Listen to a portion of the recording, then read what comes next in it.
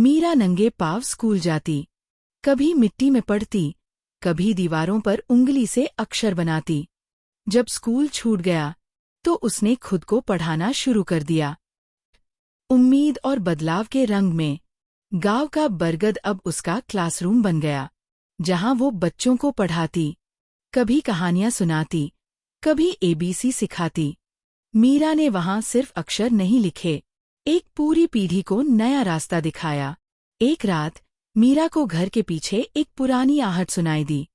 पुराने कुएं के पास कुछ था, जमीन में दबा एक जंग लगा लॉकेट, जिस पर लिखा था सावित्री 1956। जिज्ञासा बढ़ती है। गांव के बुजुर्गों ने बताया, कभी ये गांव गहनों की नक्काशी के लिए जाना जाता था, और सावित्री, वो लड़की जो डिजाइन बनाती थी, मगर जिसकी कहानी वहीं दबी रह गई। संकल्प और आत्मबल।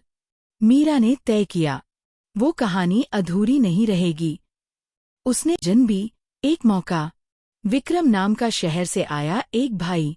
उसने मीरा के स्केच देखे, उसका जुनून पहचाना, और उसे एक टैबलेट दे गया। संघर्ष के सच्चे रंग में मीरा ने हर चीज खुद सीखी। नेटवर्क पकड़ने के लिए छत पर चढ़ना, सॉफ्टवेयर सीखने के लिए रात रात भर जगना। लेकिन उसका सबसे मजबूत नेटवर्क बाबा थे, जो हर रात पास बैठते, चुपचाप हिम्मत देते। पहली जीत। फिर एक दिन मीरा के टैबलेट पर लिखा आया, एक सेंट ऑर्डर रिसीव्ड। वो दौड़ती हुई बाबा के पास गई, और जैसे ही कहा, बाबा, ऑर्डर आया, उनकी आंखों में गर्व साफ झलक गया। बदलाव की शुरुआत। अब गांव की महिलाएं भी मीरा के साथ डिजाइन बनाती, गहने पैक करती। मीरा की वर्कशॉप सिर्फ एक जगह नहीं थी, वो एक आंदोलन बन चुका था। सफलता की दस्तक। एक फैशन व्लॉगर ने मीरा की डिजाइन पहनी, दुनिया ने देखा, और उसी शाम विक्रम भाई वापस आए।